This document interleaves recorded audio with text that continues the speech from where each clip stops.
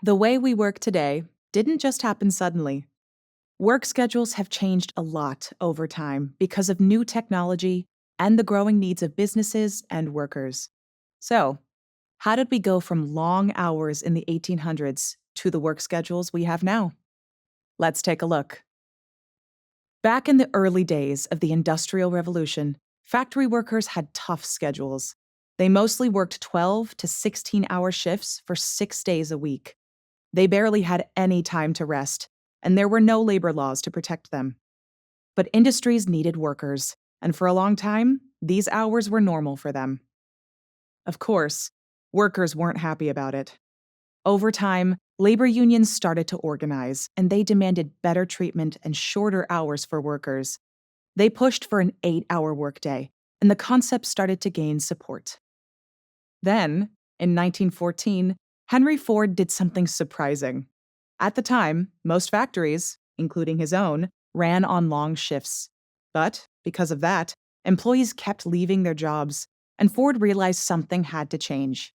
So, he cut down the workday to 8 hours and doubled the pay. It was a bold move, but it worked. Productivity went up, turnover went down, and the company's profits soared.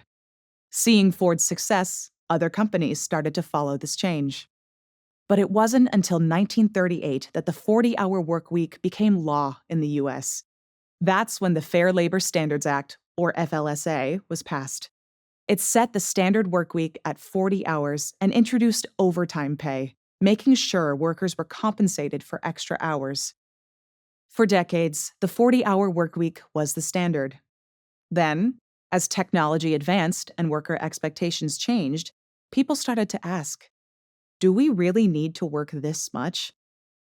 Fast forward to today, and work schedules are changing once again. People value flexibility now more than ever.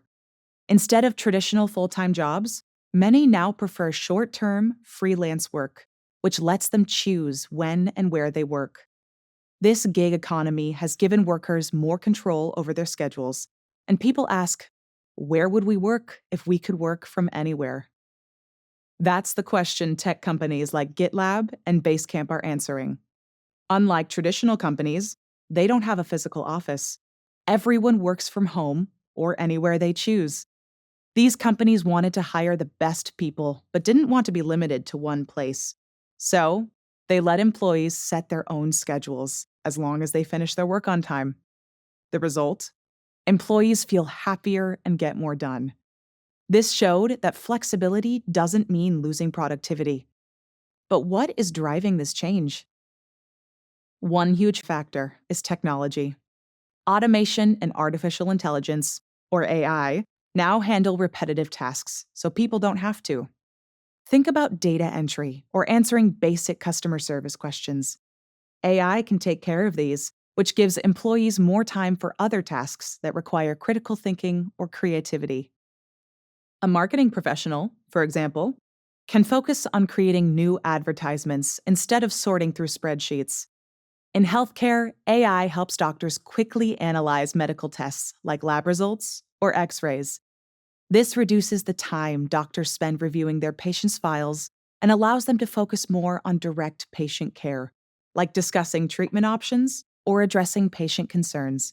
So, instead of focusing on how many hours people work, companies now focus on results. And then, of course, there was COVID-19.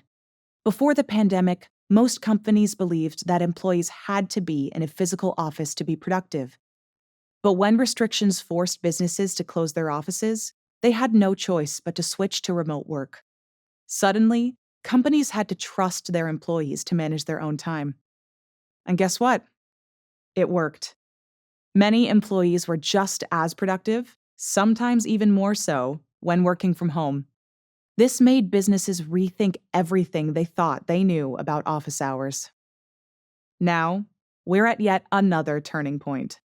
As businesses rethink schedules and employees push for more balance, one thing is clear: the future of work is changing.